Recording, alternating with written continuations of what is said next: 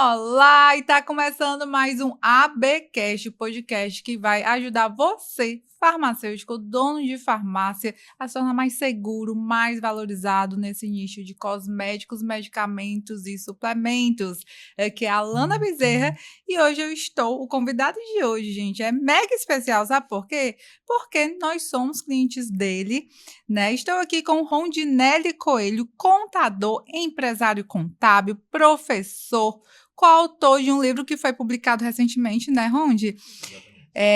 Contabilidade e direito tributário. Além disso, gente, ele é conselheiro do Conselho Regional de Contabilidade. Olha o nível que eu estou trazendo aqui para vocês, hein? Então, ó, se inscreve aqui no canal, deixa aqui teu comentário e compartilha para o máximo número de pessoas, porque esse vai ser um tema muito importante para você que vai abrir farmácia, que pensa em abrir um negócio da área, né, de cosméticos, medicamentos, suplementos, e também para você que já tem farmácia. Por quê? Porque o tema de hoje é como a contabilidade transforma sua farmácia magistral em um negócio de sucesso. Vamos lá, Rondi? Olá, minha amiga, muito obrigado pelo convite. Estou muito feliz, Alan, de estar aqui participando do ABcast. Eu venho acompanhando a tua jornada há alguns anos já, né, que você é nossa cliente.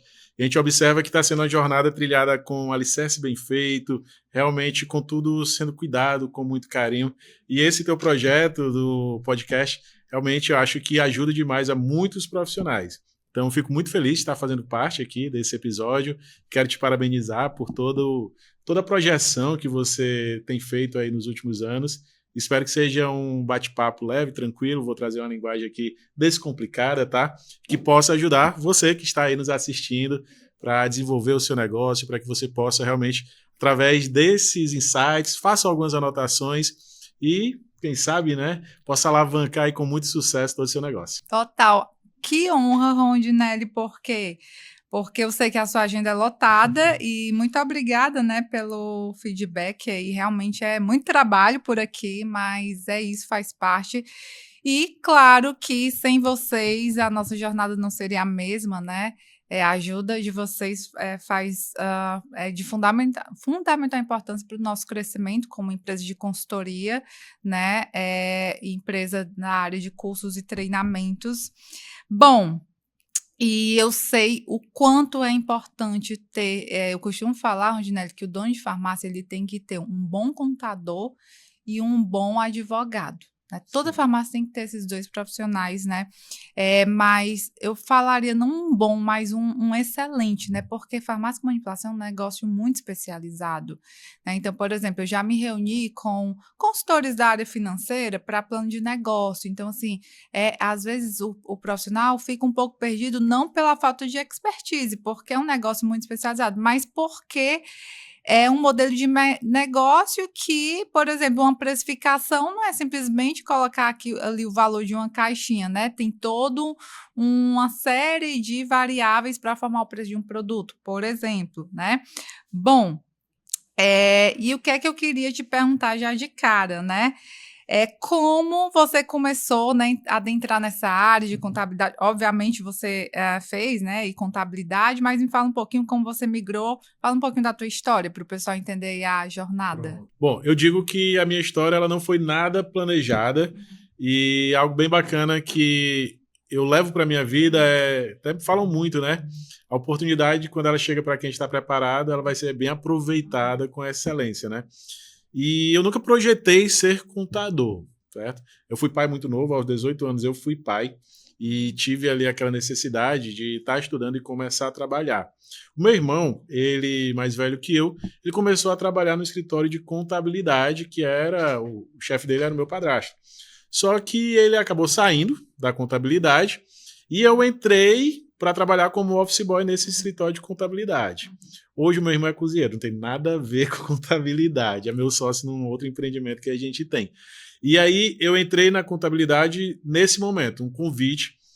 O meu padrasto viu a minha necessidade ali de ser um provedor de família, né, aos 18 anos, e fui trabalhar como office boy. Não sei, para quem é mais novo, talvez nem saiba o que é office boy. Eu fazia aquele serviço de rua mesmo, entregar documentos, ir para banco, trocar cheque. Era um trabalho bem cansativo, porque eu rodava a cidade toda de Fortaleza, andando e tudo. Enfim, sendo office boy, fui para receber uma proposta para trabalhar em uma empresa de pneus, também como office boy. Logo depois, continuando ali entendendo já um pouco da rotina administrativa financeira, recebi um convite, aliás, uma indicação para trabalhar num outro escritório de contabilidade. E nesse outro escritório de contabilidade, fazendo o mesmo serviço. Só que, o que aconteceu? O profissional que cuidava do departamento pessoal, ele saiu. Departamento pessoal que cuida de folha de pagamento, elaboração lá de contratos entre pessoa física e pessoa jurídica, contra-cheque, FGTS, INSS. Ou seja, a pessoa saiu, quem foi convidado para assumir esse cargo? Eu fiquei sendo office boy e o cara do departamento pessoal. Só que sem saber fazer nada. Só dito simplesmente, o Dinelli, tu faz isso aqui, aperta esse botãozinho, vai dando certo. Me falaram quais eram os sistemas, o operacional, aquele que faz aí que vai dando certo. Durante muito tempo, eu fiquei sendo esse cara que fazia as coisas lá de qualquer jeito, como office boy e departamento pessoal. Só que chegou um momento da minha vida, e aí minha filha já tinha nascido e tudo, e eu decidi que eu precisava dar um passo à frente, né? Então eu até lembro, assim, na época, salário de R$ 500, mais ou menos, eu entrei numa faculdade para pagar 300 e pouco reais, sendo pai, né? Então tendo que conciliar tudo isso.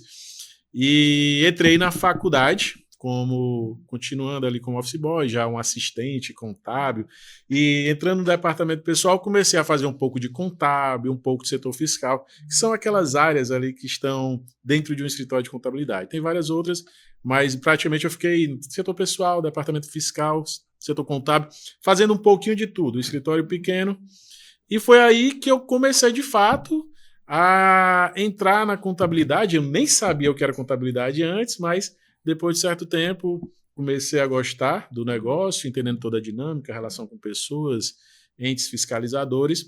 Entrei na faculdade. E quando entrei na faculdade, ali, pegando experiência prática, aliando a teórica, percebi que tinha uma maneira de mudar um pouco de vida, né, nesse sentido. E acho que em 2009, mais ou menos, eu continuei trabalhando nesse escritório, até que estava para me formar. Fui participar de uma entrevista em uma outra empresa, uma empresa maior, uma das maiores de Fortaleza, e nessa entrevista fui selecionado. Sendo selecionado, eu sempre trabalhando de maneira muito aberta com a minha antiga patroa, eu falei da situação, da necessidade de crescimento profissional mesmo, e foi numa sexta-feira, fui aprovado na entrevista, falei para ela. Quando foi na segunda-feira, ela me convidou, me chamou e disse: Ondinelli, tô vendo seu crescimento, seu empenho e tudo, quero te convidar a ser sócio. Então eu entrei nesse escritório de contabilidade como office boy, e mesmo ganhando menos do que eu iria ganhar no outro emprego, no escritório maior, eu decidi que acho que era um pouco do que eu queria. Eu tinha meio que projetado isso, né? Eu mesmo sendo office boy, assistente, eu não gostaria de ser sócio aqui e tal, mas algo interno. Então fui trabalhando e fazendo as entregas para que me habilitasse a isso. Eu entendo que nós temos que fazer por onde, né? E desde então, lá em 2009.2, eu me graduei contador, aí já me tornei sócio desse escritório de contabilidade, atendendo micro e pequenas empresas, e nesse momento eu percebi que tinham muitas oportunidades de verdade. A contabilidade, ela traz muitas oportunidades. Eu comecei a enxergar ali que quanto mais eu estudasse, mais oportunidades iriam surgir. Fiquei nesse escritório durante algum tempo e mais ou menos em 2016, 2017, o Felipe Guerra, que é meu sócio atual, juntamente com o Marcos e com a Vitória, que são os nossos sócios da Compliance, juntamente com o Alisson e a Thaís também. O Felipe, eu tinha me formado com ele, fizemos a graduação junto, e o Felipe, ele me convidou para fazer parte da Compliance. E aí eu fiquei aquela dúvida, né?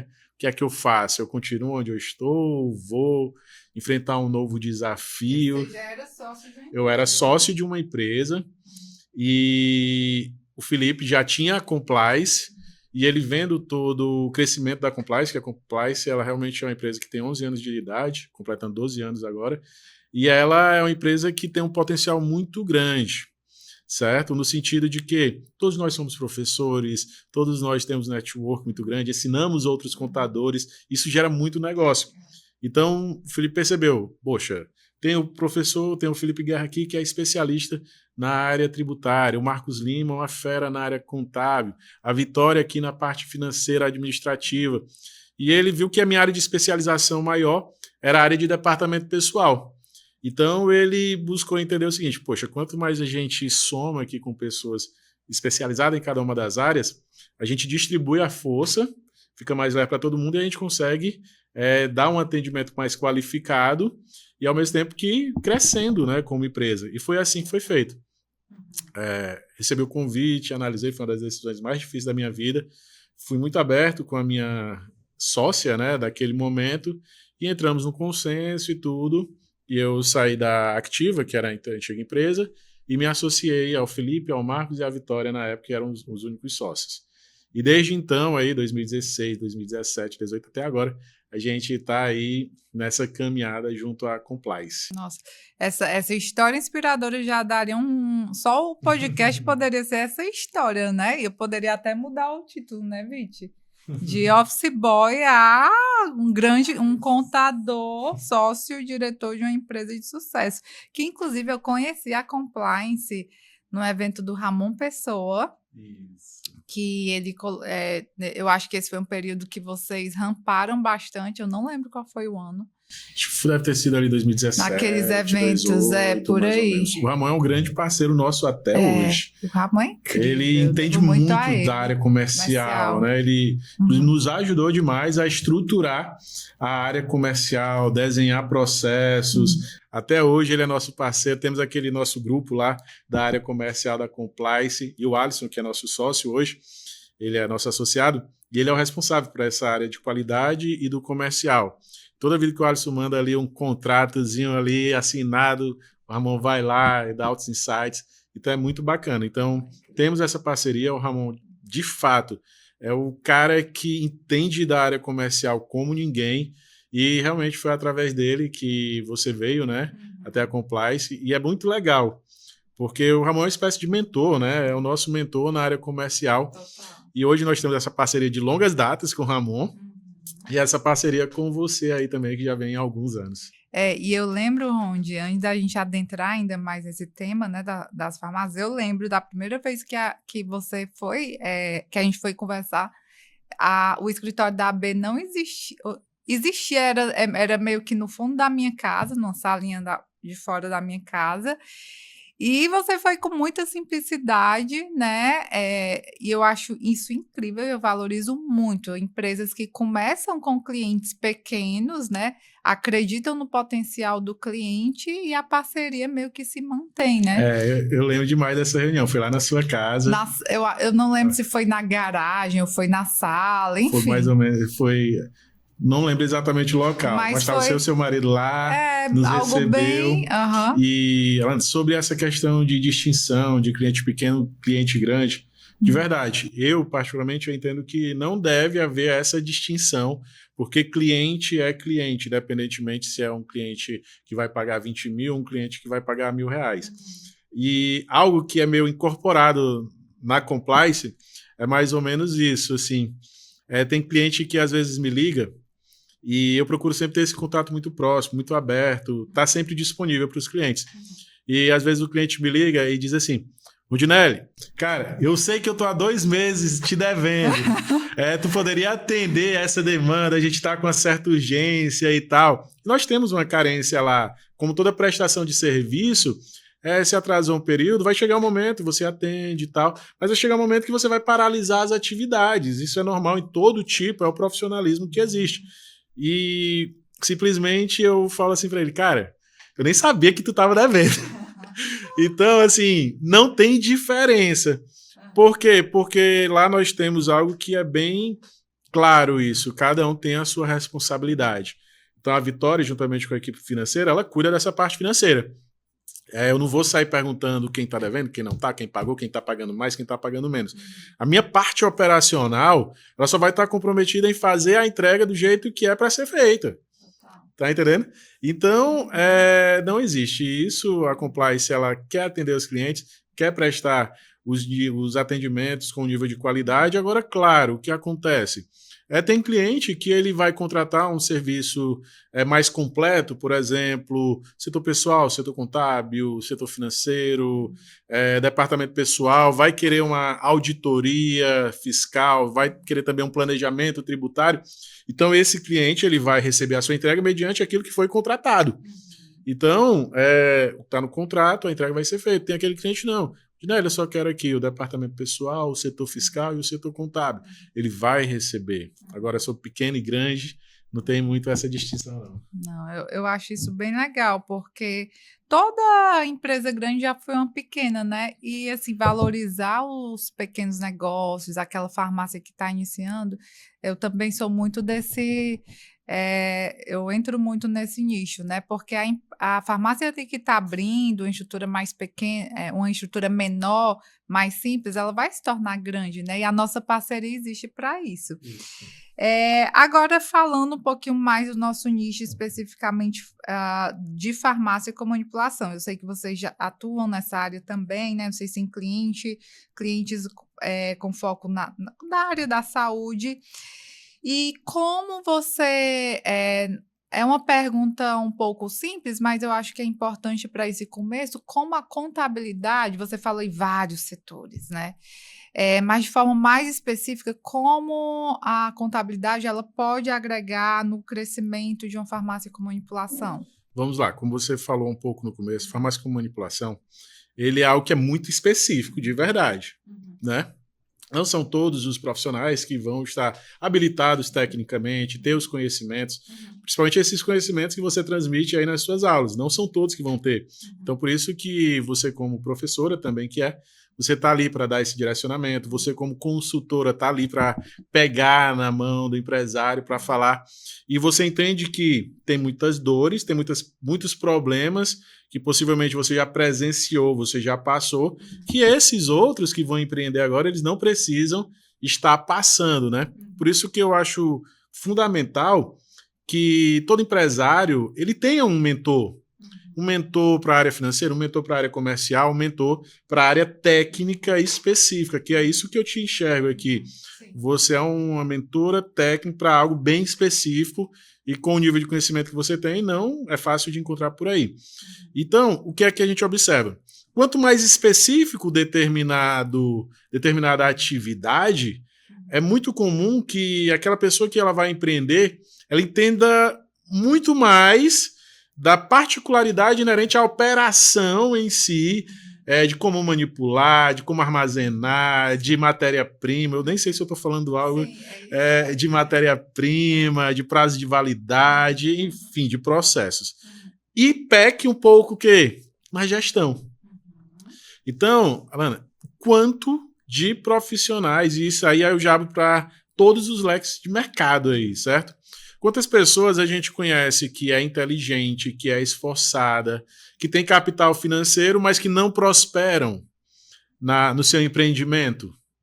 Nós temos um indicador aí do Sebrae que aproximadamente 60% dos negócios fecham suas portas em menos de 5 anos. Então, quando você pega um indicador desse, que é um indicador onde milhares de empresas estão fechando suas portas, vem um grande questionamento na minha cabeça como professor, como profissional que entende de tributação e principalmente de gestão. Será mesmo? E aí é muito como que fala, é muito burocrático empreender no Brasil, é muito difícil, a carga tributária é muito alta, por exemplo. Mas será mesmo que o motivador de tantas empresas fecharem é a alta carga tributária, de fato? É ali, por exemplo, o excesso de burocracia? Não. Eu quero te falar que no mesmo cenário que tem empresas que fecham suas portas, tem outras que prosperam, tem outras que crescem, tem outras que estão alicerçadas, tem outras que o dono ele não está preocupado somente na parte operacional. Ele tira um dia da semana ali para cuidar do quê? Da gestão do seu negócio. Então, partindo para esse princípio de que quanto mais especializado a pessoa que quer empreender, se ela ficar voltada 100% para a particularidade operacional do seu negócio, ela vai deixar de lado algo que vai dar condição para que ela cresça, para que ela se mantenha, para que ela se sustente, que é a gestão do seu negócio. E aí, essa gestão, a contabilidade, ela se torna um aliado da gestão. Porque a contabilidade ela vai te mostrar o melhor caminho tributário, ela vai te mostrar ali os teus direcionamentos de estrutura de receitas, de custos, de despesas.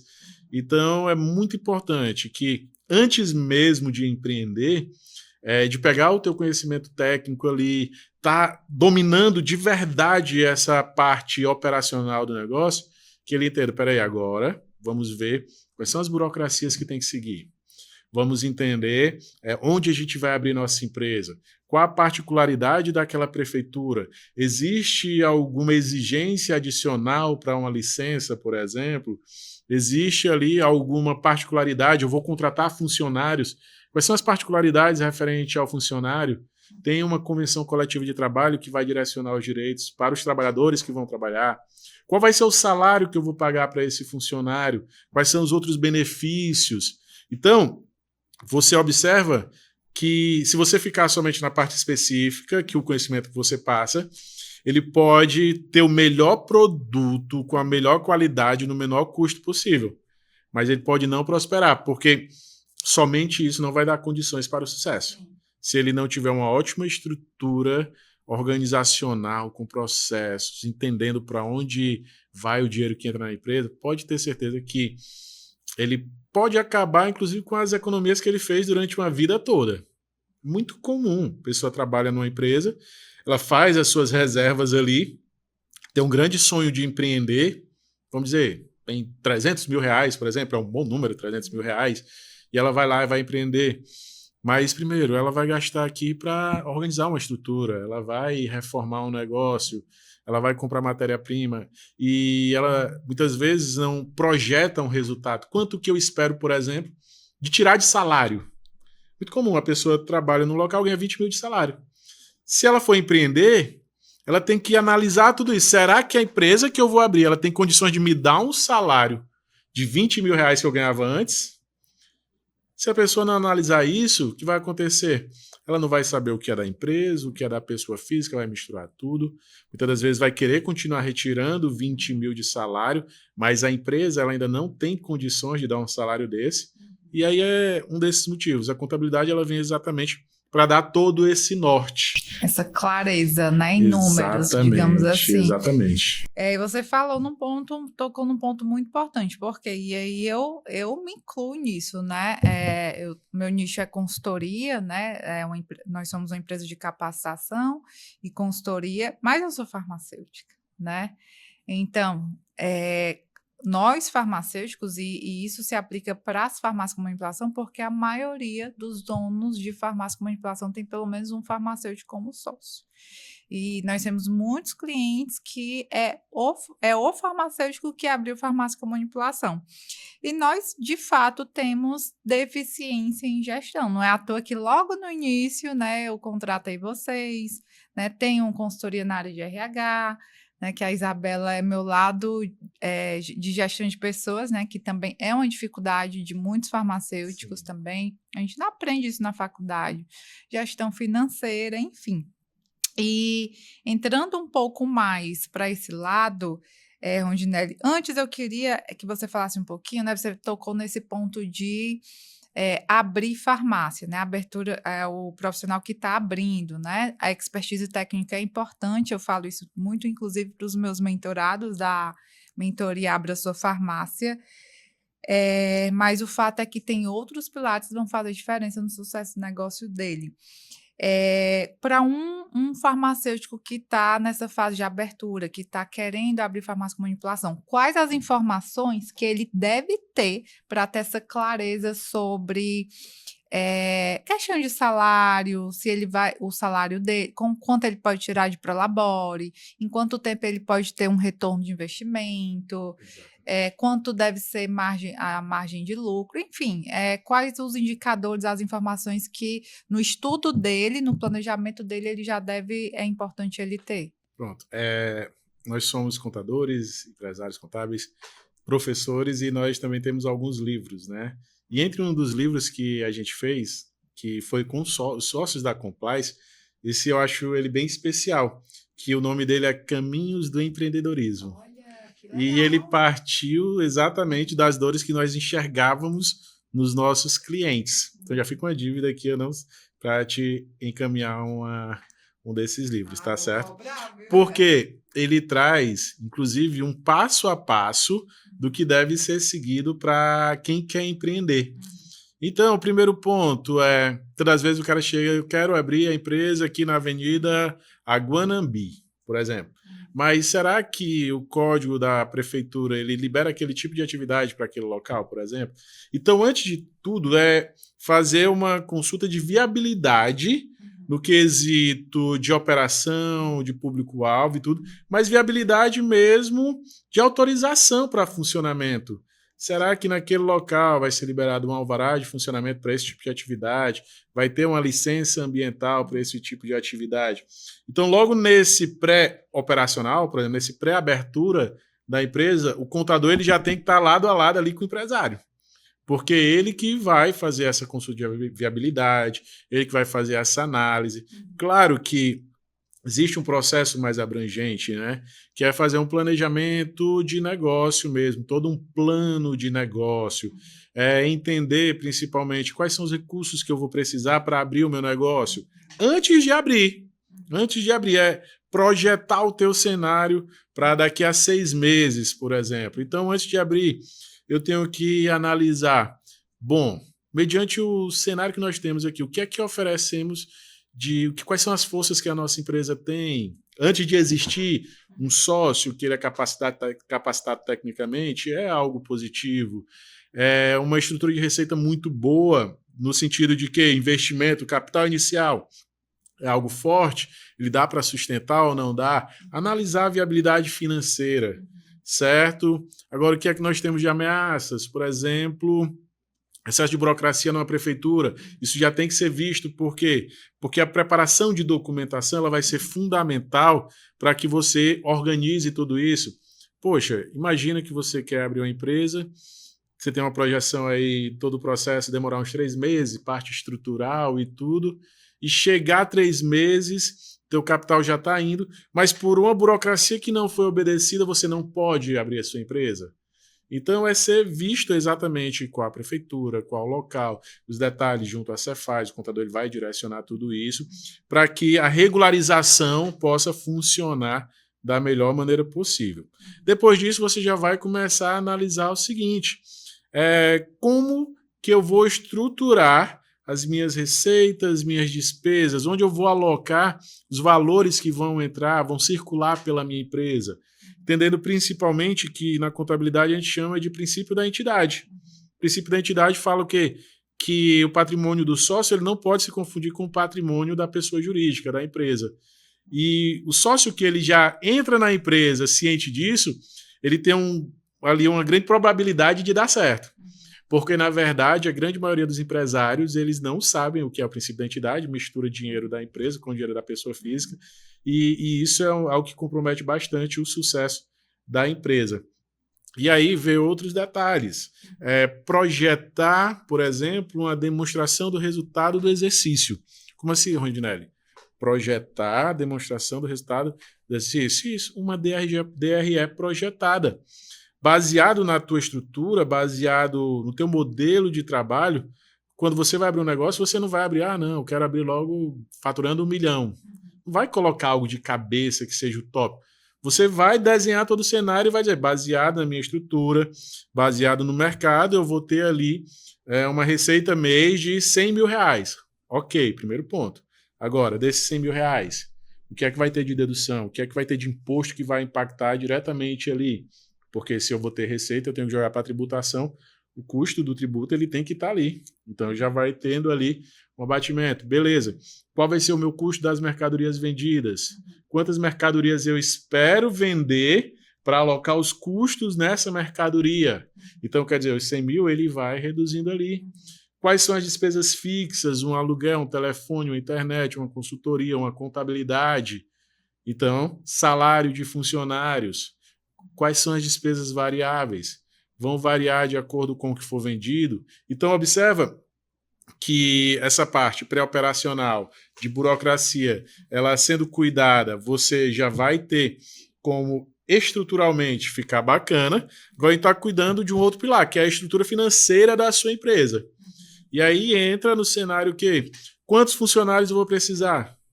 Aí vem aquele negócio. Manter funcionário de carteira assinada é muito caro. Sim, a carga tributária é alta. Mas quando você vai estruturar suas receitas, despesas, seus custos de maneira geral, você vai saber que dentro ali do teu produto final, do valor que você vai vender uma embalagem com 20 comprimidos, cápsulas, por exemplo, ali tem que estar o valor dos funcionários. Você vai precificar considerando imposto, considerando custo fixo, custo variável, funcionários. Quais são? Aí o funcionário ele não custa só o salário. Ele custa um adicional, por exemplo, com vale alimentação, com vale transporte, fazer a alocação ali de umas férias que vai ter que pagar daqui a 12 meses, um 13º salário, uma projeção de uma rescisão.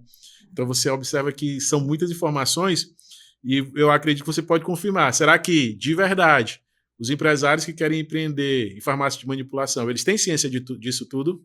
Com certeza. Não tem. Não. E a contabilidade, ela entra exatamente naquilo que ele não tem a expertise. A contabilidade chega para falar, olha, parte operacional é com você, você entende do seu negócio. Agora você tem que dedicar atenção também nessa parte de gestão.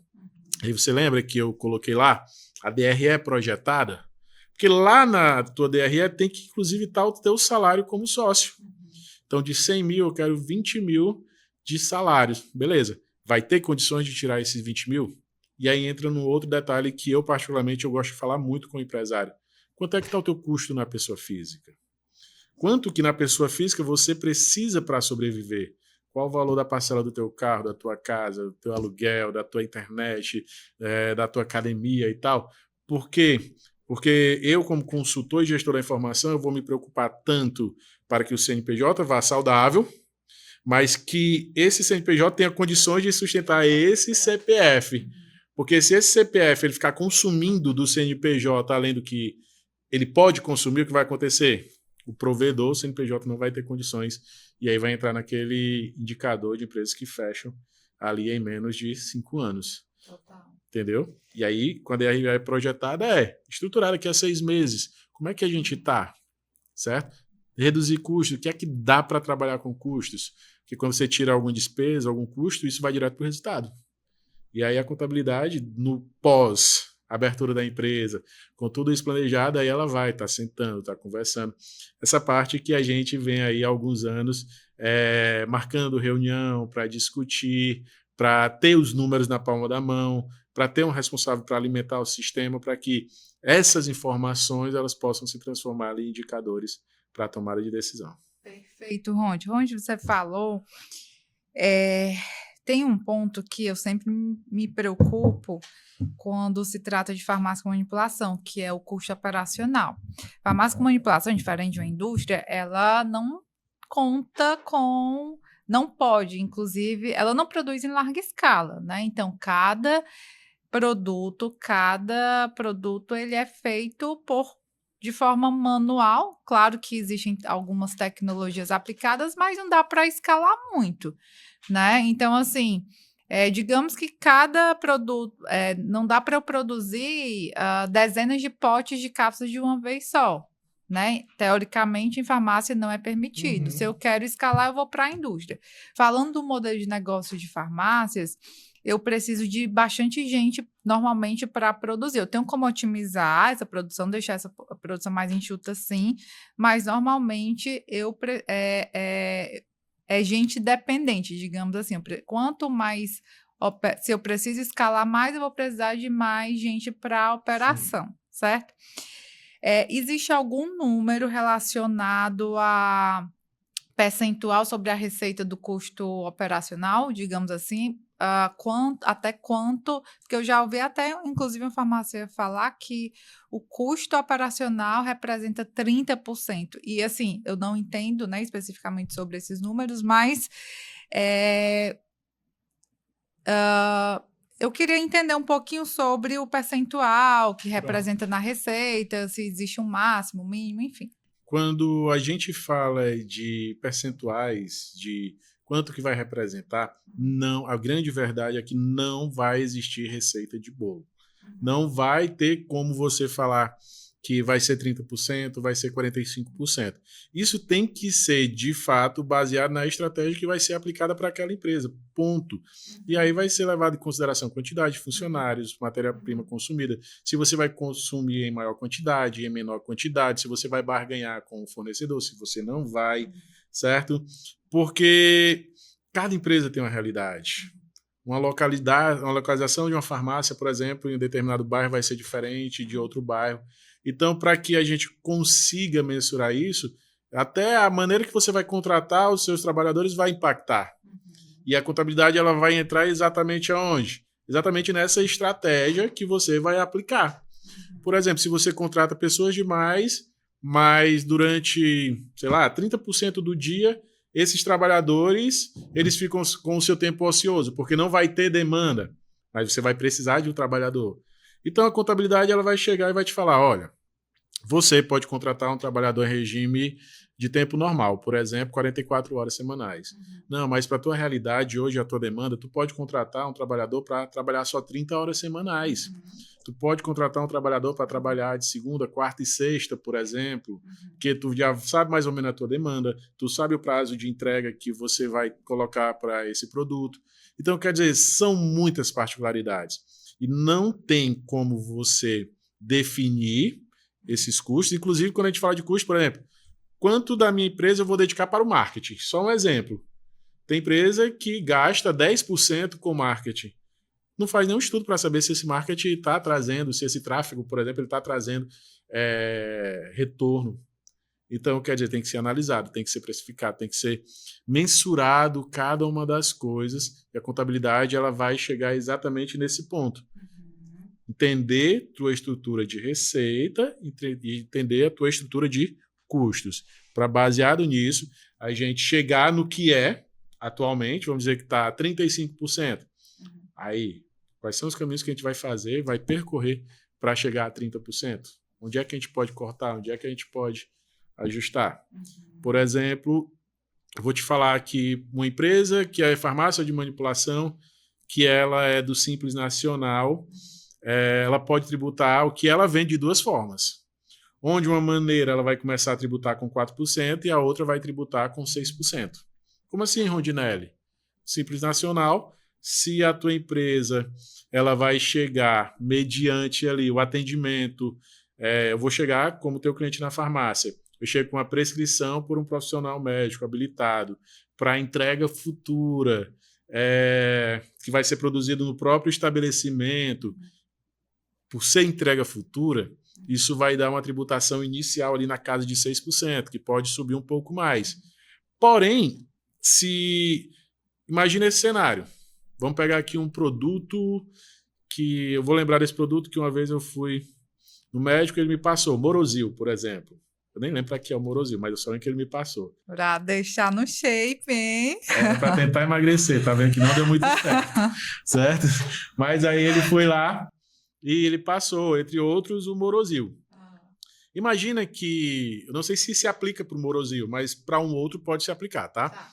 Imagina que você sabe quantas unidades de frasco de Morozil sai por dia. Vamos colocar 4 unidades por dia, que são com 30 cápsulas cada frasco. E é uma média baseada no teu estoque, porque tu tem controle, você vai saber quantos em média estão saindo. E ele é de 500 miligramas, eu nem sei se é mais ou menos isso. Mas baseado apenas nesse estudo de quantos saem, de qual a fórmula, então tu percebe que é uma fórmula padrão, que não vai mudar muito e tal. Aquele produto ele poderia ficar de prateleira ali, sendo feito no mesmo dia, colocado na prateleira. O simples fato de Rondinelli chegar na tua farmácia de manipulação e pegar, não ser para entrega futura, vai ter uma prescrição médica, vai ser para tirada na hora, não ser para entrega futura, tu já tira de 6% para 4% a tua tributação. Então, tá entendendo isso? Então, como é que eu vou falar que o custo tal vai ser de 35%? Porque uma contabilidade que ela trabalha de maneira mais estratégica, ela vai dar esse direcionamento, você pode ter uma estrutura para reduzir o seu custo. a outra contabilidade não passa essa informação. E, na verdade, esse nível de informação que eu estou passando aqui, eu sou professor de pós-graduação, ensino outros contadores também, e tenho muitos que possuem farmácia também em outros estados. Por exemplo, agora semana que vem, essa semana, na verdade, ainda, eu vou para Manaus ministrar uma aula, outra semana eu vou para estar em Maceió. Então, quando eu falo a respeito disso, as pessoas, Ginélio, eu não sabia disso. E aí tá onde? Está na legislação, está nos detalhes, está nas particularidades. E aí cada direcionamento para esse detalhe, para essa particularidade, faz ou não faz com que você reduza ali o percentual voltado para o teu custo operacional. Sim. Deu para entender? Sim. Então é estratégia. Por isso que eu falo que o empresário, de maneira geral, ele tem que estar bem aparado com outros profissionais que entendem daquilo que ele não é o habilitado tecnicamente para isso. Mas você, como empresário, você não deve jogar a responsabilidade somente para esse gestor da informação, esse contador, esse consultor. Então, o que eu vejo é que muitos empresários negligenciam essa gestão. E nós temos que ter na sua agenda como empresário, você que está nos assistindo aí, você tem que ter um dia da gestão. Não precisa ser um dia todo. Mas tira ali uma quarta-feira pela manhã, porque segunda-feira é puxada, é início de semana, acumula algumas coisas do final de semana ali. Sexta-feira está corrido, final de semana. Quarta-feira, tira ali uma manhã de quarta-feira para discutir com o teu setor comercial, por exemplo. Sim, estamos fazendo investimento em tráfego? Ok. Me fala o relatório aqui do tráfego. Quantos leads chegaram desse tráfego? Meninas do comercial, como é que estão os indicadores de vocês? Certo? Com a contabilidade, uma vez por mês, vamos analisar a nossa demonstração de resultado. Vamos definir aqui, olha só, a gente está gastando demais, estamos dando lanche demais aqui, comprando café demais. Olha, vamos cortar o café, vamos colocar ali, a gente está falando de maneira extrema, mas você vai analisar o seguinte, que está saindo da nossa empresa, ele tem uma justificativa para estar saindo? E quando a gente fala nisso, eu acho interessante falar quando as coisas estão boas. Quando as coisas estão boas quando a minha empresa está sobrando um dinheirinho ali, está dando lucro, por exemplo. Isso tem que ser analisado enquanto a empresa está dando lucro. E normalmente, quando o empresário vai se preocupar? Quando está apertado. Pegando fogo, meu Deus, eu tenho vontade. Exatamente.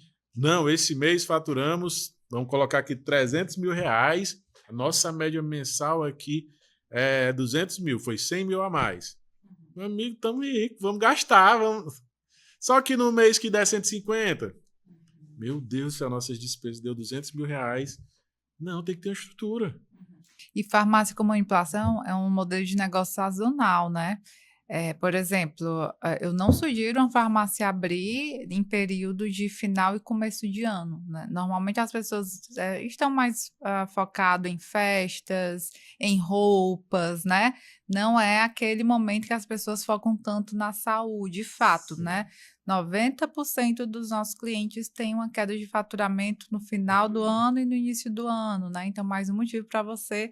E assim, final do ano é o quê? Período de 13º, né? Início do ano também mas aí requer vai ter um IPVA, vai ter um colégio do menino, vai ter o carnaval, tem muita coisa ali. Então é bem legal essa informação, porque é uma informação que eu, contador, por exemplo, eu só vou ter quando eu conseguir sentar com você para analisar os seus números. Mas você, como mentora voltada para a área de farmácia de manipulação, você já vai ter essa informação baseada em, basicamente, aquela tua experiência de mercado. Então é bem interessante. Total. Rondi, você falou sobre tributos, né? Me fala um pouquinho mais sobre como esse planejamento tributário pode ajudar, né? Me fala um pouquinho sobre esse enquadramento no Simples também. Vamos lá. Uma vez que a tua empresa ela vai ser aberta, basicamente ela vai escolher ser tributada mediante aquilo que for mais aderente à sua realidade. Na prática, não é isso que é feito.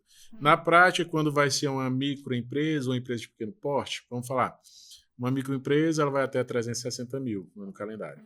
Uma empresa de pequeno porte ela vai até 4 milhões e 800 no ano calendário. Quando ela está dentro desse parâmetro, normalmente os contadores falam o seguinte, tributa pelo Simples Nacional, porque a empresa do Simples Nacional ela pode ser tributada pelo Simples até 4.800.000. Acima disso, ela não pode ser mais do Simples. Ok. Só que nós temos que entender o seguinte, toda empresa tem a sua realidade. Nós vamos ter basicamente aí 3 tipos de tributação para a empresa. Lucro real, lucro presumido ou Simples Nacional, certo? Rondinelli, é melhor qual? A empresa do Simples Nacional, que vai ser tributada pelo Simples Nacional, ele é um regime diferenciado de tributação, onde ele busca trazer ali uma simplificação, uma desburocratização e uma carga tributária menor que vai ser dispensada somente para ME e PP. Então existe, mediante o Simples Nacional, uma simplificação de verdade, certo? Na parte tributária. Por exemplo, tu não recolhe diversos tributos em guias separadas. Tu vai recolher em uma única guia, mas dentro dessa única guia, que é feita a apuração, você vai ter um pedaço de imposto de renda, contribuição social, PIS, COFINS. Se a empresa não for do Simples Nacional, ela vai ser tributada ao lucro presumido ou lucro real. O lucro presumido já está falando. A tributação da tua empresa é em cima de uma presunção. Presume-se que, para as empresas comerciais, o lucro será de 8%. Então a tributação vai ser em cima de 8%. Só que você vai recolher imposto de renda, PIS, COFINS, contribuição social, ICMS, ISS, de acordo com a atividade. O lucro real é uma outra possibilidade. Então a gente viu o Simples Nacional, lucro presumido, mas o lucro real ele é bem mais completo. Ele já está dizendo, é baseado no lucro real. Para ter o lucro real, tem que ter uma contabilização de tudo aquilo que entra e sai da empresa. Se deu lucro, tributa sobre o lucro. Se deu prejuízo, não vai tributar porque não tributa o prejuízo. Basicamente, são essas 3 formas. E é aquela pergunta, é melhor qual? Cada empresa vai ser analisada particularmente. E aí que entra o quê? O planejamento tributário. Porque essa opção pela tributação, ela é feita basicamente anualmente. Todo início de ano você tem que analisar e verificar. Para 2024, minha forma tributar, ela é X. Só que para ser do Simples Nacional tem que obedecer algumas regras. Você pode analisar o cenário baseado no contexto da empresa e falar, vamos ficar no Simples Nacional, mas tudo baseado em números. Não é falar simplesmente. O planejamento ele entra exatamente nesses comparativos que vão ser feitos. Se eu pegar 200 mil, tributar pelo lucro real, quanto vai dar? Se eu pegar 200 mil, tributar pelo lucro presumido, quanto vai dar? Se eu pegar 200 mil pelo Simples Nacional, faz o cálculo entre os 3, levando em consideração 3 coisas, e aí você vai escolher a melhor que se adere à realidade daquela empresa. Só que para eu ser do Simples, eu tenho que obedecer algumas regras pré-estabelecidas. Normativo específico, a Lei Complementar 123. Então, é basicamente isso. Me enquadrar e obedecer o que manda o normativo. Lembrando que todos eles vão ter as suas legislações a serem seguidas, suas particularidades, obrigação principal, que é de pagar o tributo, obrigação acessória, que é declarar o tributo. Então, para uma empresa que é desorganizada administrativamente, por exemplo, fica impossível você tributar pelo lucro real. Como é que você vai ter a informação do lucro real se você não tem o registro das informações? Então, para ser lucro real, se for mais viável mediante o planejamento tributário, você tem que ter uma estrutura administrativa que comporte a operação para ser tributada pelo lucro real. Então, são várias situações que vão levar para o regime tributário mais adequado. Legal. Falando de tributo, tem aí uma questão um pouco, enfim, polêmica até em farmácia com manipulação, que é em relação ao ISS e ICMS. Primeiro, tu pode explicar um pouquinho o conceito desses dois impostos? O ICMS vai ser sobre a prestação de serviço e o ICMS vai ser sobre a circulação de mercadorias. Por exemplo, aí, vamos pegar nessa questão de Simples Nacional, que eu falei. Que a maioria das farmácias hoje estão no Simples. Mas boa parte vai estar no Simples Nacional. Quem vai falar, a condição vai ser a norma. Então, nós temos o quê? A Lei Complementar 123, a resolução do Comitê Gestor do Simples Nacional número 140. É ele que vai dar o direcionamento. Ele diz, olha, Rondinelli, se você tributar, a sua operação for mediante uma prescrição médica do profissional habilitado para entrega futura, tributa pela prestação de serviço. Se ela for de balcão, por exemplo, conforme o exemplo que eu dei anterior, tributa pelo comércio. Então, a própria operação da tua farmácia que vai dizer se é serviço ou é comércio. Então, se for serviço, vai tributar pelo que a gente chama de anexo 3, que vai ter um pedaço de ISS, começa inicialmente a 6%. Se for comércio, vai ter ICMS, a tributação sai de 6%, passa para 4%. O que eu tenho isso já é de muito tempo, tá? Eu pensei que fosse, inclusive, só em Fortaleza, mas já percebi que são em várias regiões do Brasil. Farmácia reclamando, poxa, Alan, eu pago ISS e ICMS, né? Então, pagar esses... Existe. Uhum. Essa briga existe de verdade. Mas acredito que com a própria fundamentação legal a gente consegue direcionar tudo isso. Porque, por exemplo, você tem a regulamentação do Comitê Gestor do Simples Nacional, que é ele que vai direcionar a nível nacional a maneira de tributar aquelas empresas que estão enquadradas no regime de Simples Nacional. E as prefeituras, mediante o que tem na resolução, que tem na lei complementar, eles vão estar obedecendo. Então, cabe administrativamente a depender uma explanação com a prefeitura para tratar sobre esse assunto, levando o embasamento, a depender até causa jurídica mesmo, processo jurídico para que seja tributado da melhor maneira. É importantíssimo que, nesse meio termo também, a emissão de documentos fiscais ela esteja obedecendo à realidade da empresa. Por exemplo, se eu emito todas as notas com prestação de serviço, vai tributar para a prefeitura. Mas se eu faço o que eu chamo de segregação da receita, que isso é o mais inteligente, mediante esse cenário que eu te comentei, o que é que acontece? Eu sei quantos produtos, em média, eu vou ter para colocar o de prateleira, né? O Rondinelli chegou e pegou e levou. Mas eu sei também que outros não se adequam a essa realidade e vai ser para entrega futura.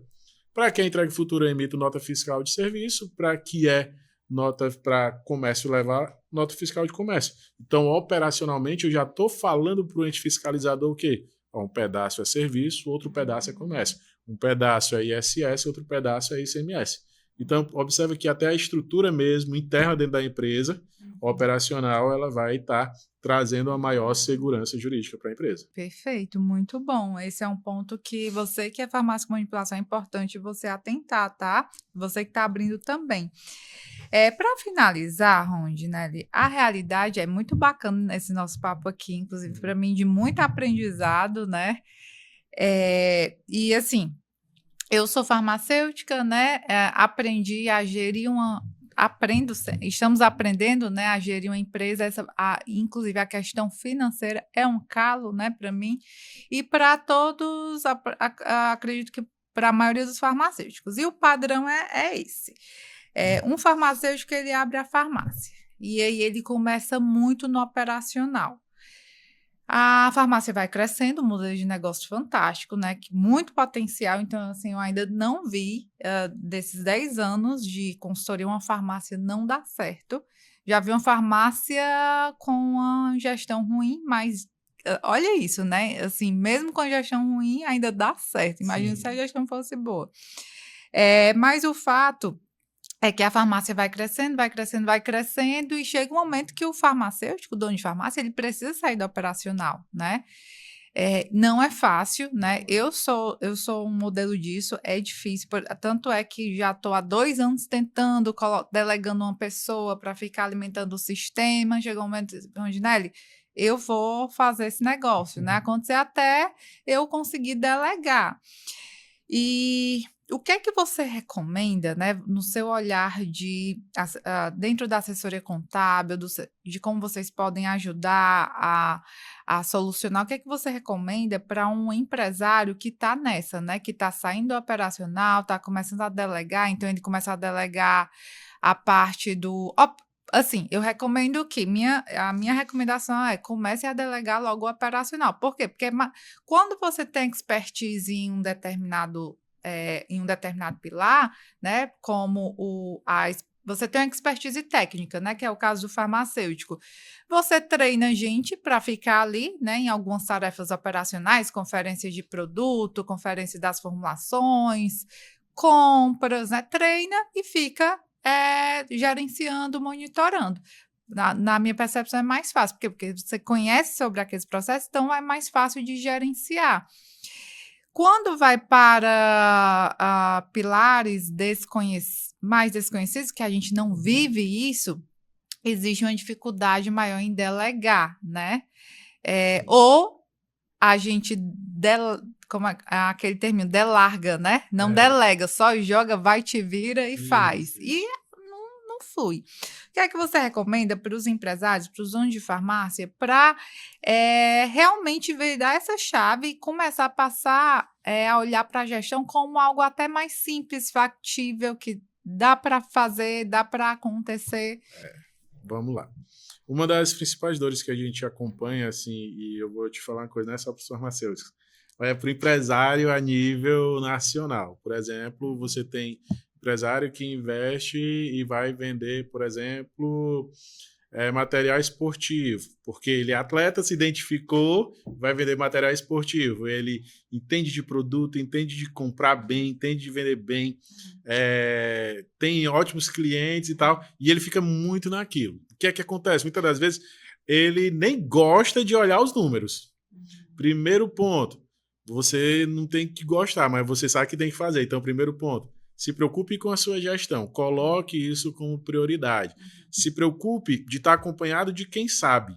Você não precisa saber tudo. Ter o nível de conhecimento básico e saber o que esperar é fundamental. Mas quando você chegar, por exemplo, com um consultor financeiro, você tem que largar o celular e começar a enxergar, como exemplo aqui, você vai ter a mesa aqui, nós vamos ter a demonstrativa de resultado, e bater número a número, entender aquilo que está sendo demonstrado ali, o que é que está impactando. Olha só, esse mês um custo aqui com combustível subiu muito, o que foi que houve?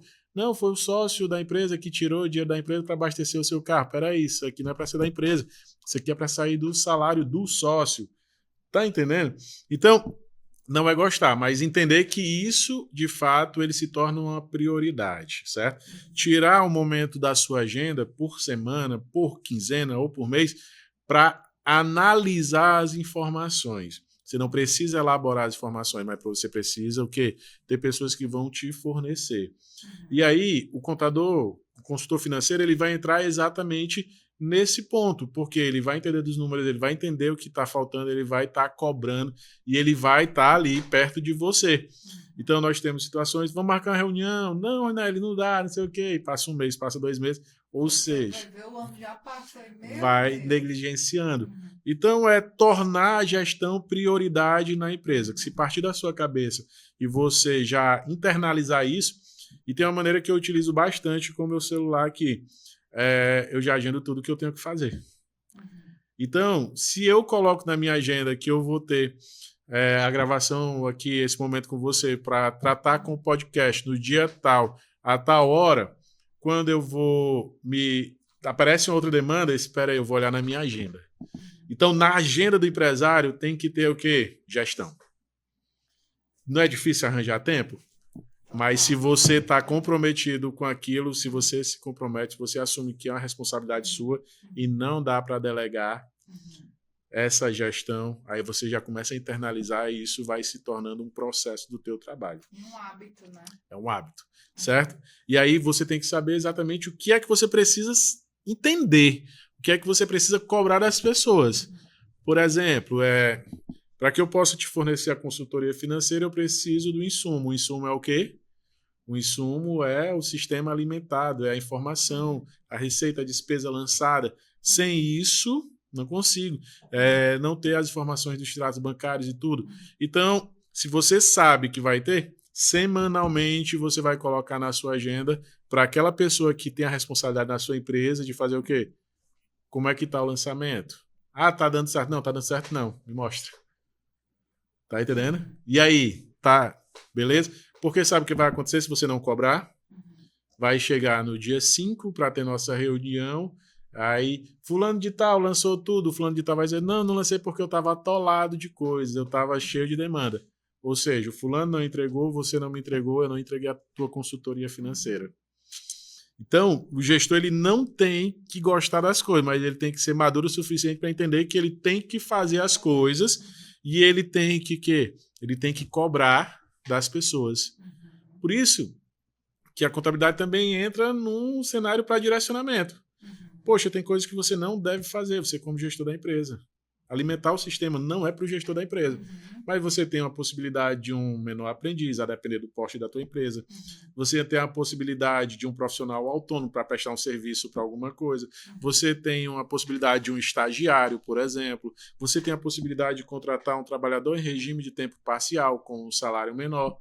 Ou você pode simplesmente contratar o Rondinelli, a Compliance, para fazer um BPO financeiro e... Rondinelli, eu não tenho tempo para alimentar, eu vou te pagar um valor a mais, X, mas você se responsabiliza por lançar. Pronto. Então, eu vou pedir extratos e tal, mas vai ter aquela pessoa que vai ser a responsável. Quando chegar no dia, você tem como cobrar. Então, é ter essa maturidade e principalmente entender que você não vai conseguir fazer tudo.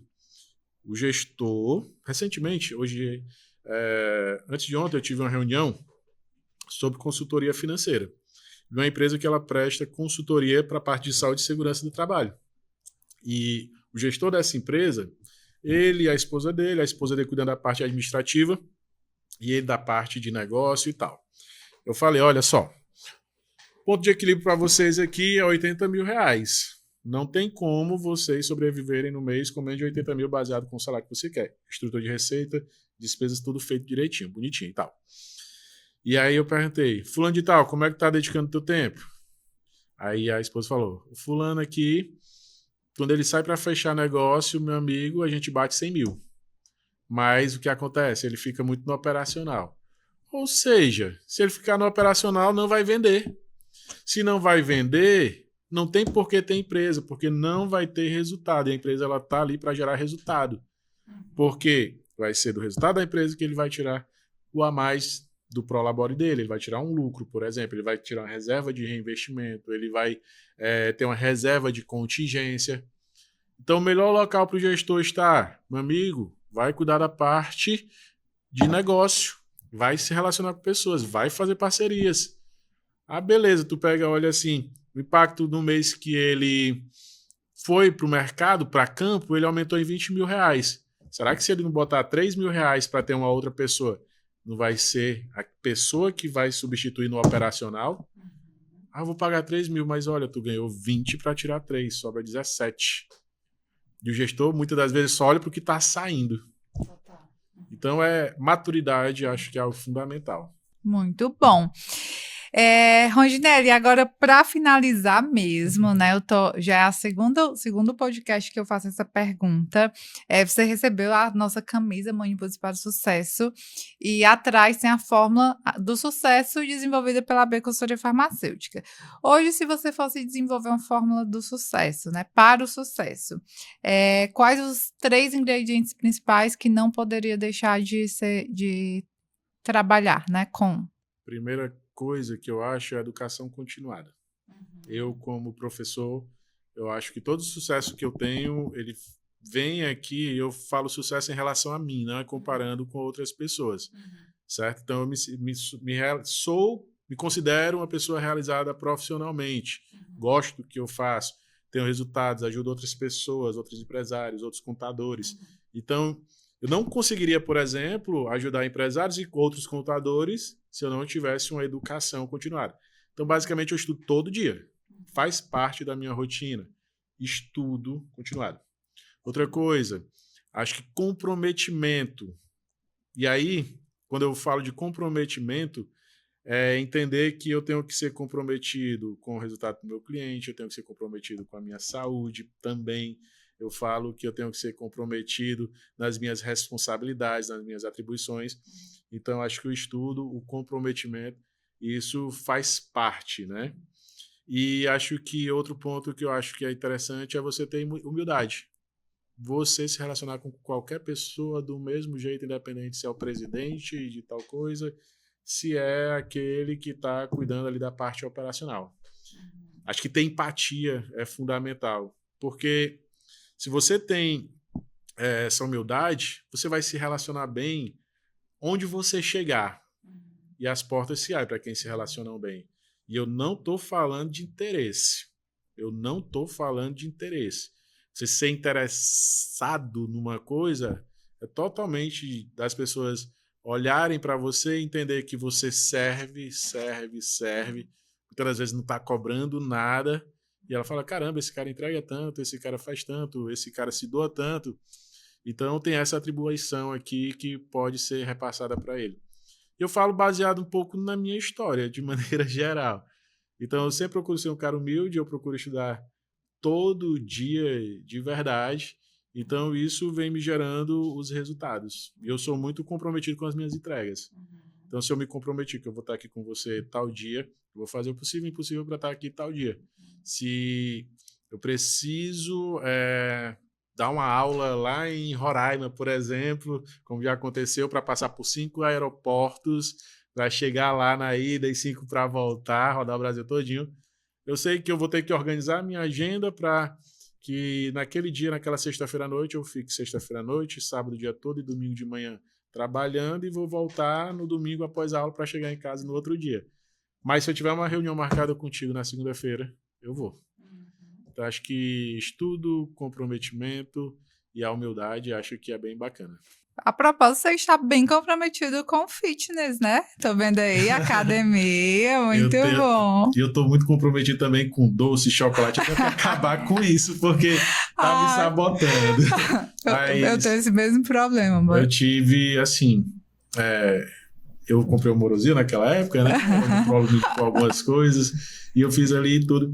Mas eu entendi que hoje, por exemplo, eu tenho que ter esse comprometimento físico, porque senão, daqui a 3 anos eu poderia não estar mais na nossa cabecinha que pira, né? Porque é muita demanda que a gente... Você chega aqui elétrica porque estava tendo uma reunião, estava gravando alguma coisa, estava ajustando algum detalhe. Então é muita coisa para nos sugar como profissionais. Então, ali, por exemplo, eu dedico todo meio-dia, praticamente umas 3, 4 vezes por semana, ao meu jiu-jitsu.